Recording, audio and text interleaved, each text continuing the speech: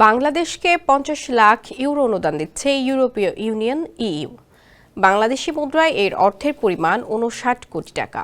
EU এর দেয়া অর্থে নিরাপদ অভিবাসন পরিষেবা সরবরাহ ব্যবস্থা শক্তিশালী করা এবং ঝুঁকিপূর্ণ প্রত্যাবর্তনকারীদের সহায়তার জন্য ব্যয় করা হবে।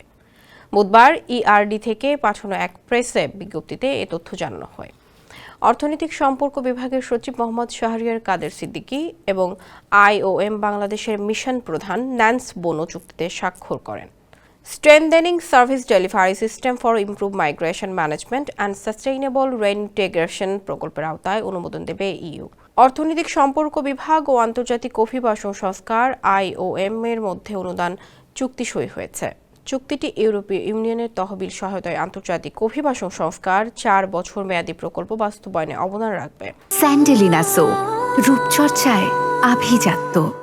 প্রকল্পটি প্রবাসী কল্যাণ ও বৈদেশিক কর্মসংস্থান মন্ত্রণালয় এবং পররাষ্ট্র মন্ত্রণালয়ের অভিবাসন ও পুনরায়ত্রিতকরণ সম্পর্কিত উদ্যোগগুলোকে শক্তিশালী করবে। প্রকল্পের উদ্দেশ্য হল বাংলাদেশের অভিবাসন এবং পুনরায়ত্রিতকরণ পরিষেবাগুলিকে শক্তিশালী করা, যা নিরাপদ ও সুশৃঙ্খল অভিবাসন অনুশীলনে সহায়ক হবে।